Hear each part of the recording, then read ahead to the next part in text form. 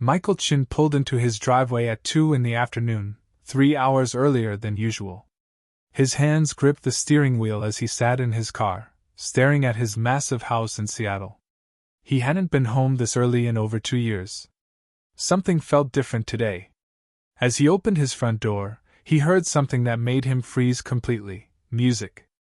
Soft piano music was playing somewhere inside his house. But that was impossible. His house had been silent for 2 years. His twin sons, Jake and Noah, hadn't made a sound, hadn't laughed, hadn't spoken since their mom died. So where was that music coming from? Michael's heart started beating faster. He walked slowly toward the living room, and then he heard something that made his breath catch in his throat: the sound of children laughing. Real, happy laughter. His sons. The boys who hadn't laughed in 2 whole years. He pushed open the living room door, and what he saw made time stop. Before we continue, please like this video and tell me in the comments where you're watching from.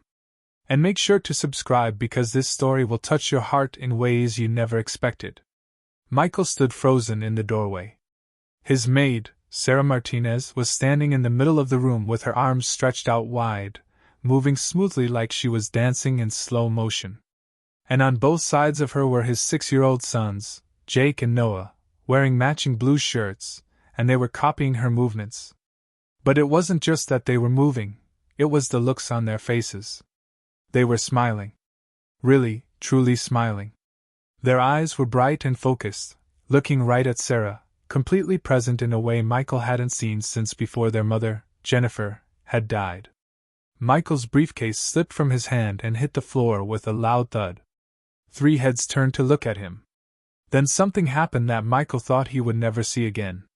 Jake, his son who hadn't looked anyone in the eye for 2 years, stared directly at his father. Their eyes met and held.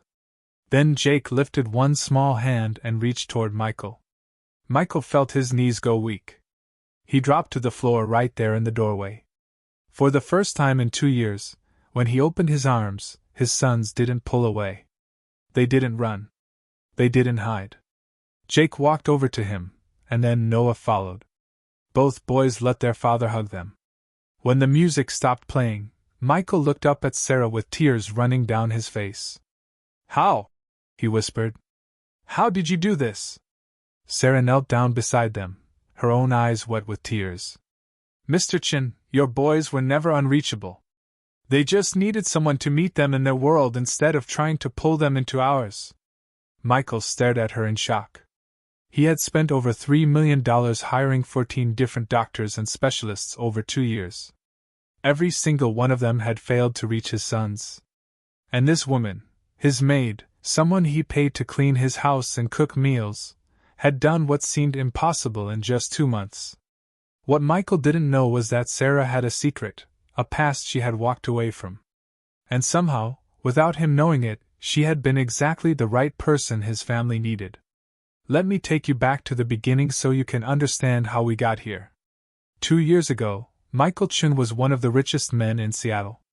He had built a technology company from nothing and sold it for $2 billion. He had a beautiful wife named Jennifer, and twin sons who were smart and creative. Jake loved building things with blocks, and Noah loved drawing pictures. Both boys had autism, which meant they saw the world differently than other kids, but they were making progress. They were learning to talk, starting to play with other children, and growing every day. Then one rainy Tuesday in October, everything changed. Jennifer was driving home from the grocery store when a truck ran a red light and hit her car. She died instantly. Michael's world fell apart that day. But it was even worse for Jake and Noah. They were only 4 years old. They didn't understand where their mommy went. All they knew was that she was gone, and nothing felt safe anymore.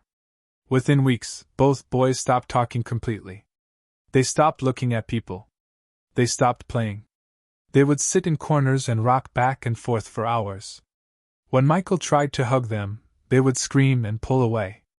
It was like they had disappeared inside themselves, hiding from a world that had suddenly become too scary and painful. Michael threw money at the problem because that's what he knew how to do.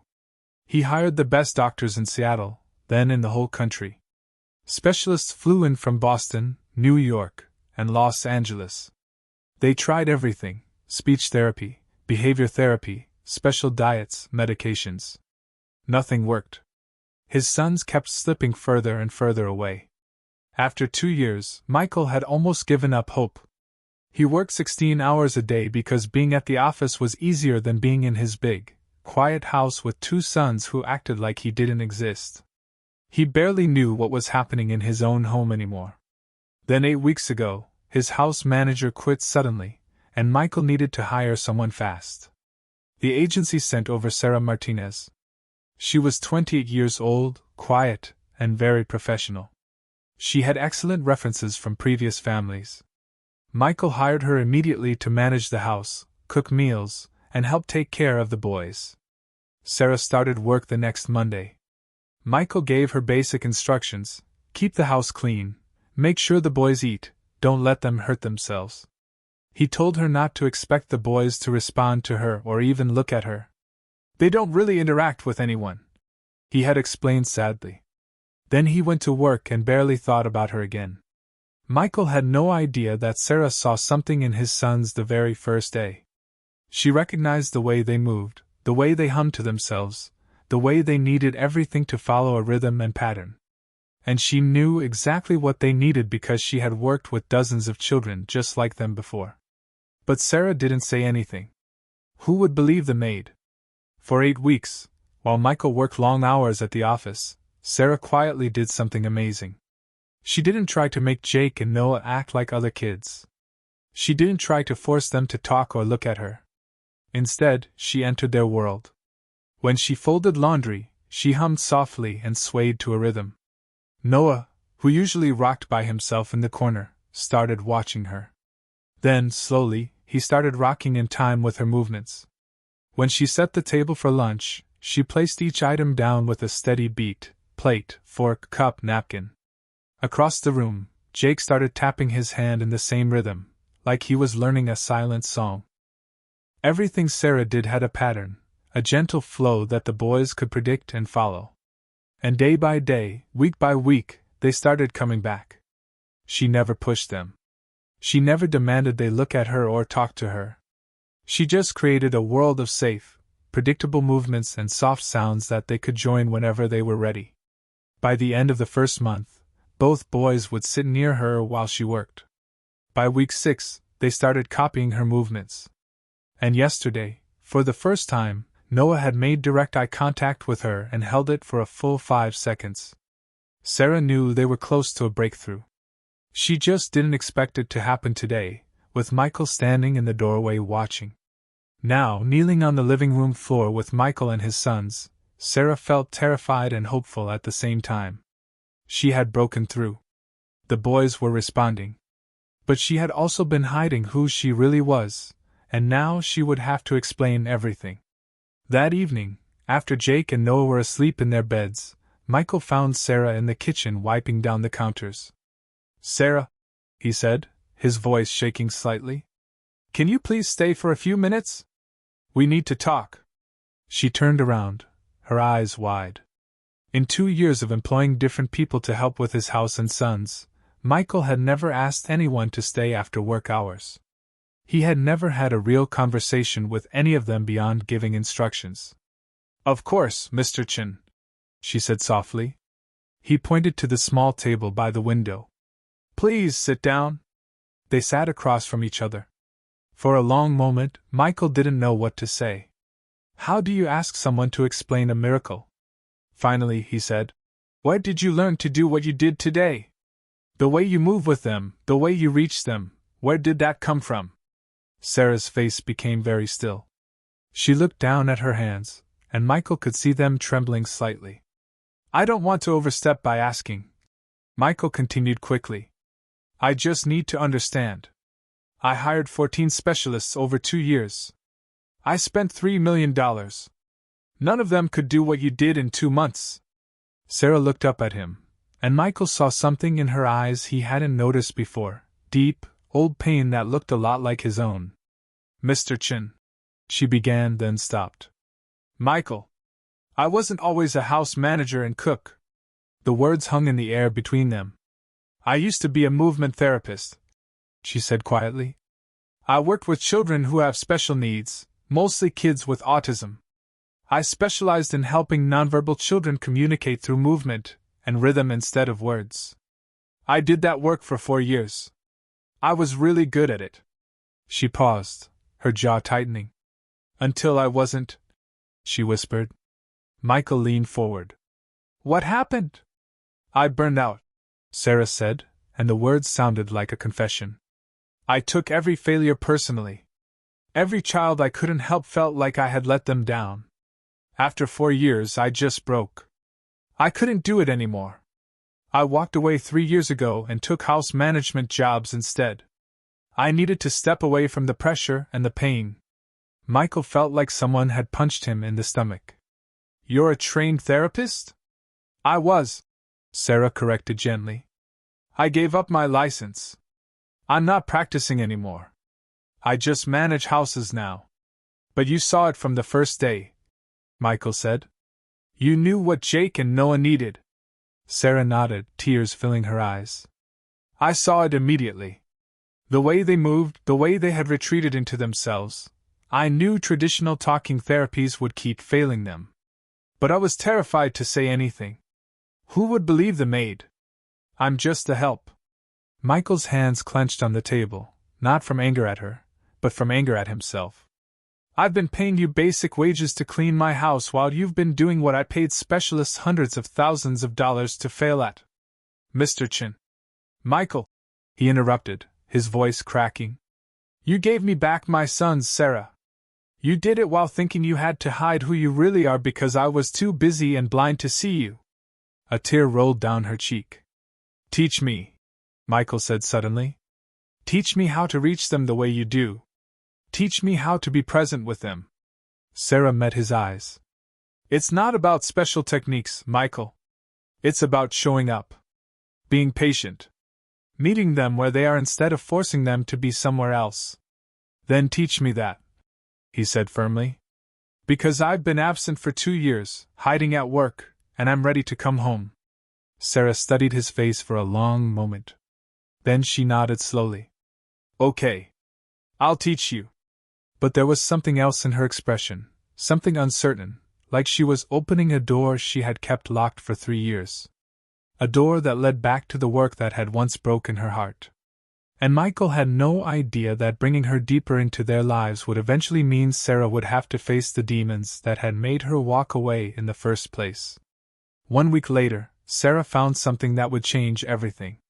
Michael had finally unlocked Jennifer's home office, a room he had kept locked tight for 2 years. He handed Sarah the key with shaking hands. Just do whatever needs to be done, he said, his voice barely steady. I can't go in there yet. Sarah worked carefully in that office, treating everything like it was precious. Jennifer's books were still on the shelves. Her favorite coffee mug sat on the desk. Photos of her dancing hung on the walls. Jennifer had been a ballet dancer before she became a mom. Then Sarah opened the closet. Behind Jennifer's winter coats, she found a plastic storage box covered in dust. Inside were dozens of USB drives, each one labeled in Jennifer's handwriting with dates. Some were from when she was pregnant. Others from when the boys were babies. The last one was dated 2 days before the accident. Sarah's hands trembled as she carried the box downstairs. Michael was in the kitchen staring at his coffee. When she set the box on the table in front of him, his face turned white. I found these in her office, Sarah said quietly.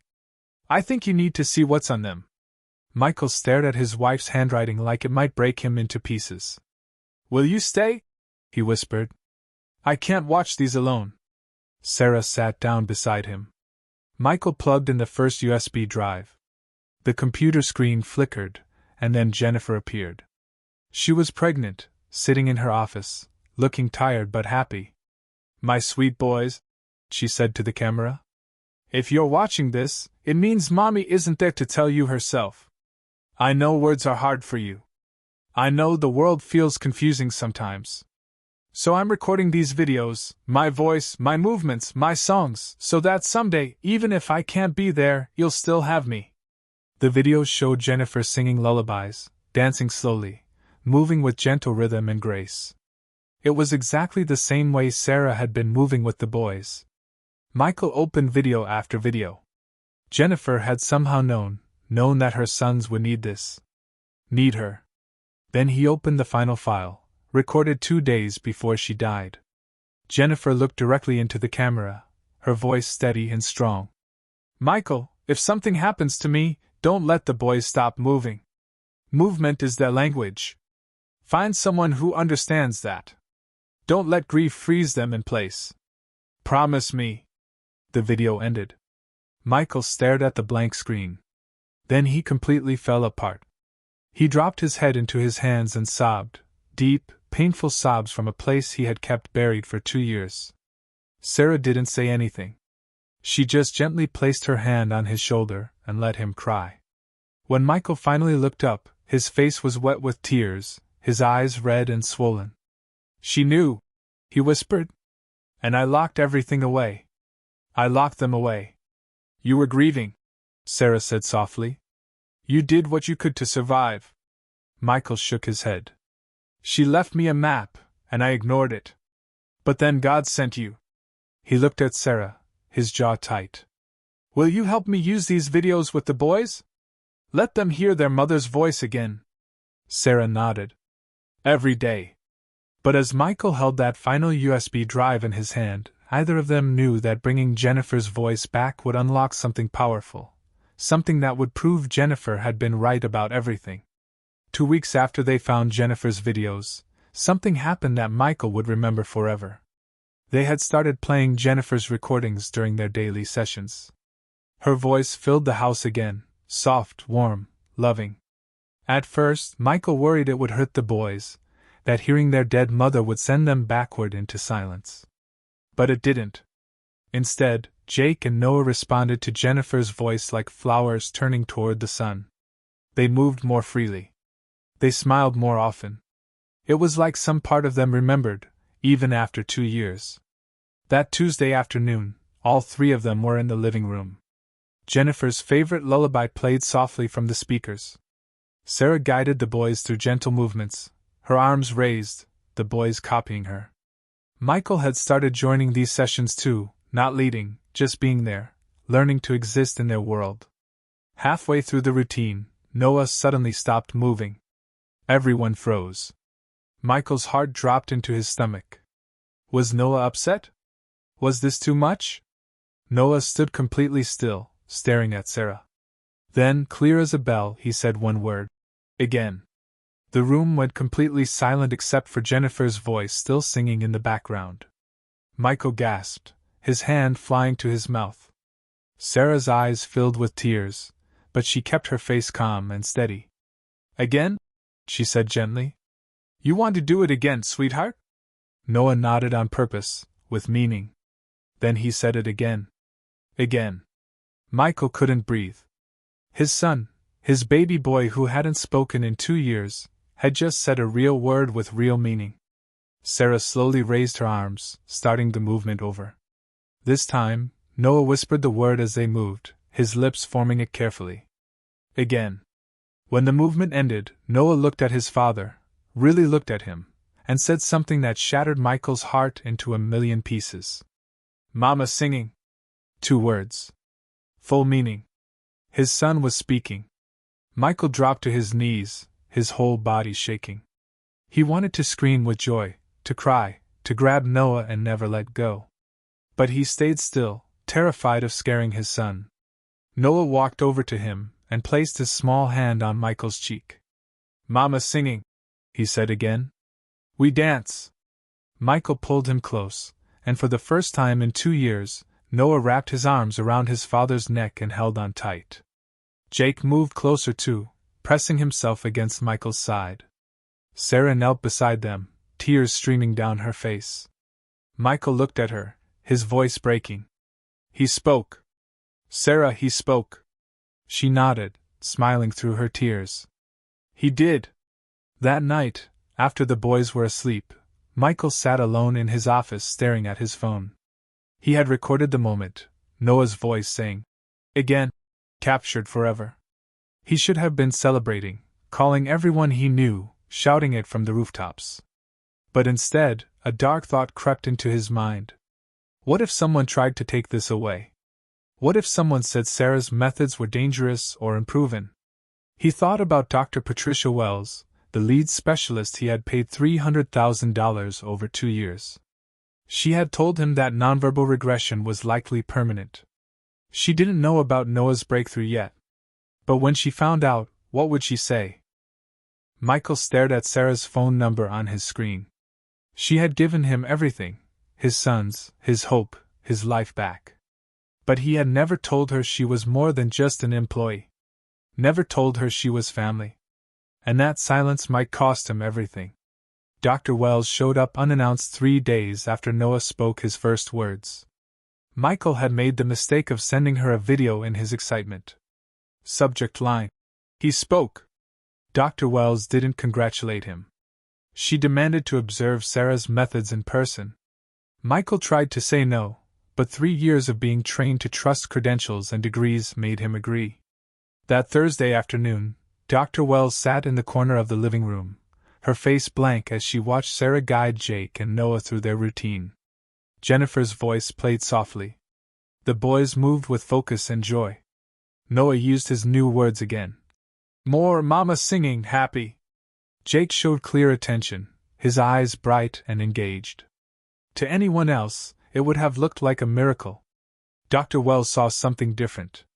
After the session, she pulled Michael into the hallway, her expression severe. Mr. Chen, what I just witnessed is extremely dangerous. Michael blinked in confusion. Dangerous? My son is speaking again. Unregulated methodology, Dr. Wells said sharply. Movement therapy without proper clinical oversight. This woman has no active license, no accountability. What she's doing could be considered medical practice without credentials. Michael's jaw tightened. It's working. Is it? Dr. Wells's voice dropped. Or is your son simply repeating sounds? Echolalia is very common in autism. This could be meaningless repetition, not true communication. And encouraging it without proper assessment could cause worse regression than before. Michael felt sick. You're saying he's not really talking? I'm saying you're gambling with your children's futures. Dr. Wells glanced toward the living room where Sarah was cleaning up. That woman is playing therapist without credentials. I have an ethical obligation to report this to Child Protective Services. The words hit Michael like ice water.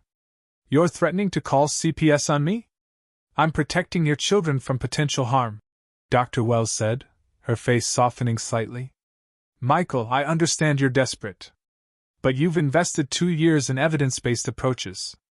Don't throw that away for unproven methods delivered by your household staff. Michael stood there, torn between two realities. Dr. Wells represented everything he had been taught to trust: degrees, institutions, clinical experience. He had paid her $300,000 over 2 years, and she had produced nothing but reports and cautious predictions. Then he thought of Sarah. No fancy degrees currently active. On his payroll as house staff.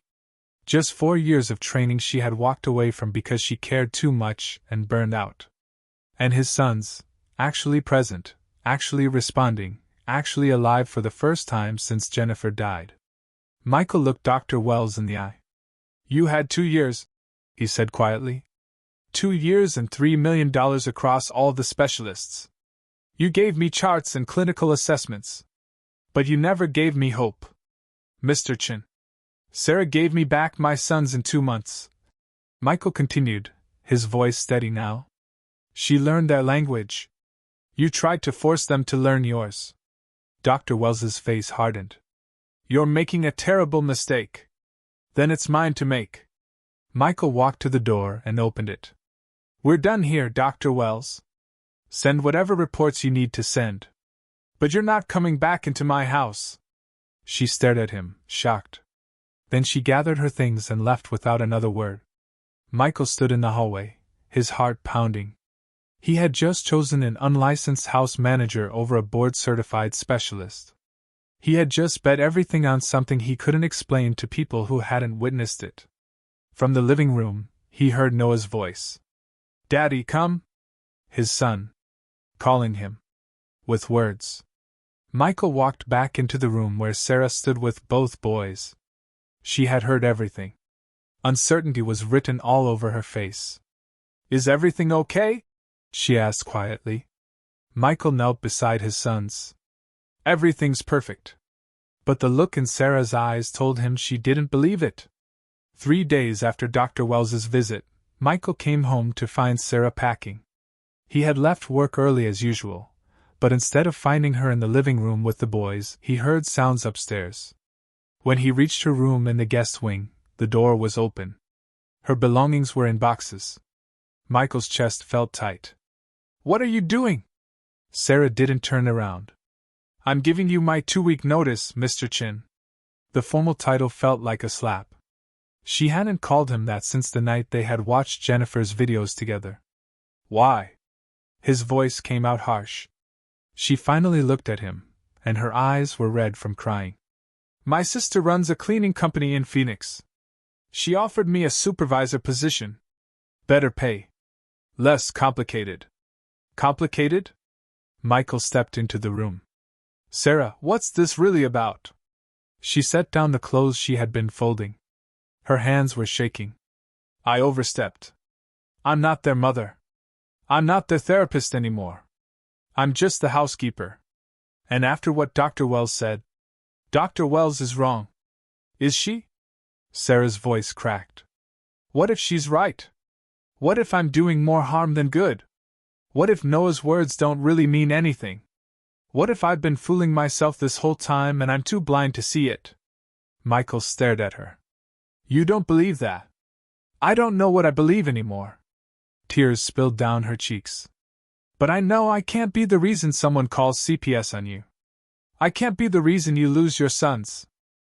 You're the reason I have them back." Sarah shook her head. "I'm staff, Michael. That's all I am. That's all I should be." The words hung between them like a wall. Michael realized with horrible clarity that he had done this. He had never told her she was more than that. Never made her feel like family. He had let her exist in this impossible space, essential but invisible. Saving his life while believing she was just doing a job. "When are you leaving?" he asked quietly. 2 weeks. She wiped her eyes.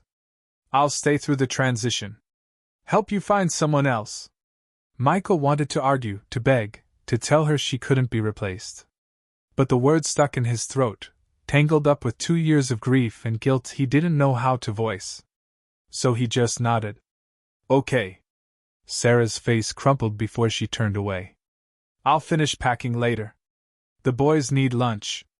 She walked past him, and Michael let her go. By the second day after Sarah pulled away, everything started falling apart. Noah stopped eating.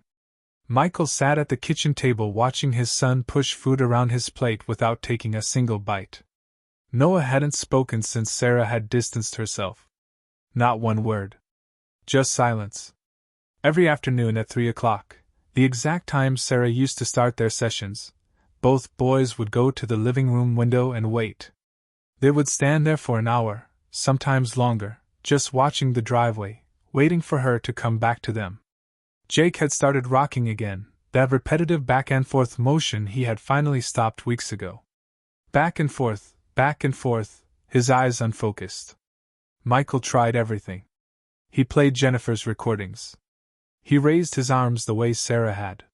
He moved slowly and gently, trying to remember everything he had watched her do. But it didn't work. The boys wouldn't engage, wouldn't look at him.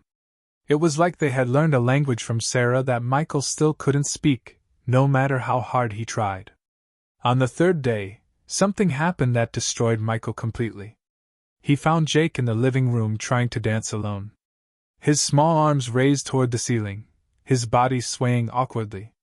He was trying to recreate what Sarah had taught him, trying desperately to hold on to it. But he couldn't do it alone.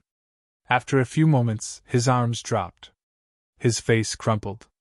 And tears, actual tears, rolled down his cheeks. Michael hadn't seen his son cry in 2 years, not since before Jennifer died. He moved toward Jake, But Jake turned away from him, pressed his face against the window, and kept crying silently, his small shoulders shaking.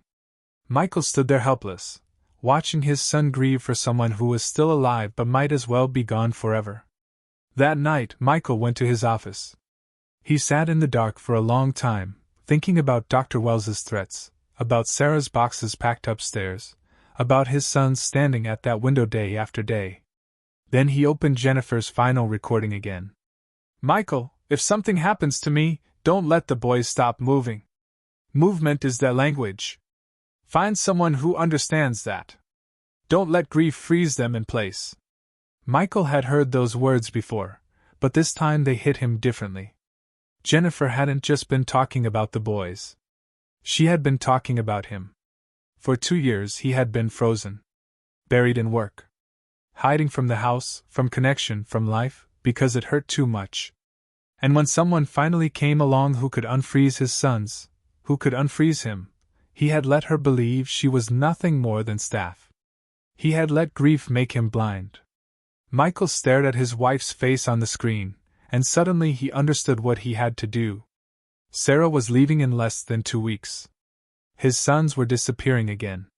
And if he didn't do something, if he didn't find the courage to say what he had been too afraid to say, he was going to lose everything that mattered. Not just for Jake and Noah. For himself. Because somewhere between watching Sarah dance with his sons and seeing her pack her bags, Michael had fallen in love with her. And he had never told her. Michael caught Sarah on what would have been her last day. She was loading the final box into her car when he pulled into the driveway. Behind her, through the living room window, he could see Jake and Noah standing in their usual spot, waiting like they had every day for 2 weeks. "Sarah!" His voice stopped her. She turned, her eyes tired and red. "Mr. Chin, I already—" "Don't call me that," he said, walking toward her. "And don't leave. Not yet. Please. Michael, we've been through this. I need to show you something. 5 minutes. That's all I'm asking." She hesitated, then nodded.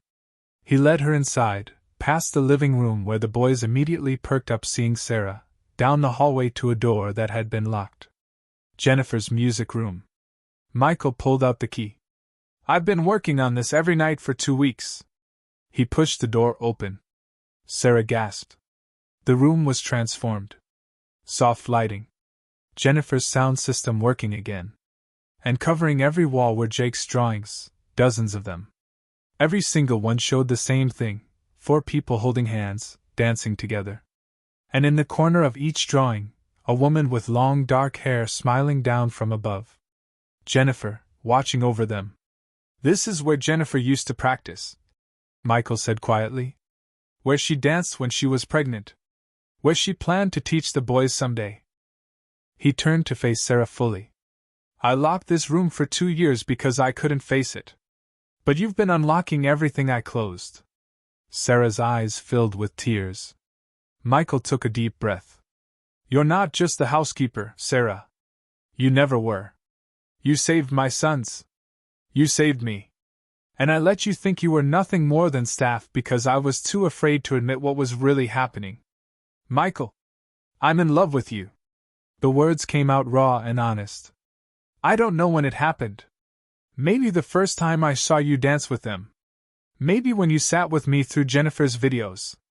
But I can't let you walk out that door without telling you the truth." Sarah covered her mouth, tears streaming. "I'm not asking you to stay as an employee," Michael continued. "I'm asking you to stay as family. Because that's what you are to Jake and Noah. And to me." From the hallway came a small voice. "Sarah." They both turned. Jake and Noah stood in the doorway. Michael knelt down. "Boys, come here." They walked slowly into the room, their eyes wide as they saw all the drawings on the walls. Noah pointed at one. "We draw you." "You did," Michael said gently. "Because you knew before I did." He looked at Sarah. "Will you help me do this right? Help me honor Jennifer by refusing to stay frozen?" Sarah couldn't speak. She just nodded, tears falling freely. Michael pressed play on Jennifer's recordings. Her voice filled the room, the lullaby she used to sing. For a moment, everyone froze. Then slowly, Noah began to sway. Jake reached for Sarah's hand. Sarah took it, then reached for Michael's. He grasped it tight. The four of them formed a circle in the center of Jennifer's music room, and they began to move. Not perfect, not practiced. Just honest, real, present. Halfway through the song, Noah stopped. Everyone held their breath. Then he spoke, clear and full. "Mama singing. We dancing. Mama happy." Michael's face crumpled. He dropped to his knees. And 2 years of held-back grief finally broke free. Both boys wrapped their arms around his neck. Sarah knelt beside them, her hand on Michael's shoulder. "I miss her," Michael choked out, the first time he had said it out loud to his sons. "I miss her so much." Jake pressed his forehead to his dad's. He didn't speak, but his eyes said everything. "I know. Me too." They stayed like that, holding each other in Jennifer's room, surrounded by her voice. When they finally stood, Jake took Michael's hand. Noah took Sarah's. Then the boys joined their free hands, completing the circle. "Again," Noah said softly. And they danced. 6 months later, Michael stood in the kitchen on a Saturday morning, watching through the window as Sarah taught the boys a new routine in the backyard. Summer had come to Seattle, bringing sunshine and warmth to a house that had been frozen for too long. Jake and Noah were 7 now. Noah spoke in full sentences, over 300 words. He asked questions, told stories, laughed freely. Jake communicated his own way, some words, mostly movement and gestures. And that was beautiful too. He didn't need to be like everyone else. He just needed to be seen and loved exactly as he was. They weren't cured. Autism wasn't something that needed curing. But they were whole, connected, loved. Sarah had stayed. Not in the guest wing as staff, but as part of the family. The boys called her Sarah, and every afternoon at 3 o'clock, they still gathered in Jennifer's music room to dance. Not because they had to, but because they wanted to. Michael joined them now. Not leading, just present. He had learned to parent on his son's terms, to communicate through patience instead of pressure. That afternoon, as music drifted through the open windows and the boys spun barefoot in the grass, Michael walked outside. Sarah noticed him and smiled, the kind of smile that still made his heart skip. She left the boys chasing butterflies and sat beside him on the porch steps. "Do you ever regret it?" Michael asked quietly. "Staying here instead of taking that job in Phoenix?" Sarah watched Jake and Noah dancing in the sunlight, their laughter carrying on the breeze. She thought about the woman she had been 3 years ago, burned out, broken, convinced she had failed everyone. Then she looked at these 2 amazing boys who had taught her that healing wasn't about being perfect. That connection didn't require fancy degrees. That love could exist in silence and movement and patient presence. "I didn't give up anything," she said softly. "I found everything." Michael took her hand. From across the yard, Noah called out, "Daddy! Sarah! Come dance!" They stood together and walked toward the boys. Jake ran up and grabbed both their hands, pulling them into a circle. Jennifer's music played from the speaker Michael had brought outside. And there in the backyard, 4 people danced together. Not perfect, not choreographed. Just real. Michael looked at Sarah, and she looked back. In her eyes he saw the future, messy and beautiful and full of love. Later that evening, Michael placed a photo on the mantel beside Jennifer's portrait. All 4 of them mid-spin, arms raised, faces bright with joy. 2 images. 2 chapters of love. Both true. Both sacred. Beneath the new photo, Jake had written in careful letters, "We dance. We love. We family." Michael traced the words with his finger. For 2 years, he had believed healing meant forgetting. That moving forward meant leaving Jennifer behind. But his sons had taught him something better. Healing didn't mean forgetting. It meant transforming pain into presence. It meant honoring what was lost by choosing to fully live. Jennifer's love hadn't ended when she died. It had just learned new steps. And standing in his living room, Looking at the two portraits side by side, Michael understood what he had been too grief-stricken to see before. Love doesn't replace love. It multiplies. Grace doesn't erase grief. It walks beside it. And sometimes the miracle you're praying for doesn't look like what you expected. Sometimes it shows up quietly, speaking a language you forgot existed, teaching you that the way back to life isn't through fixing what's broken. It's through learning to dance again.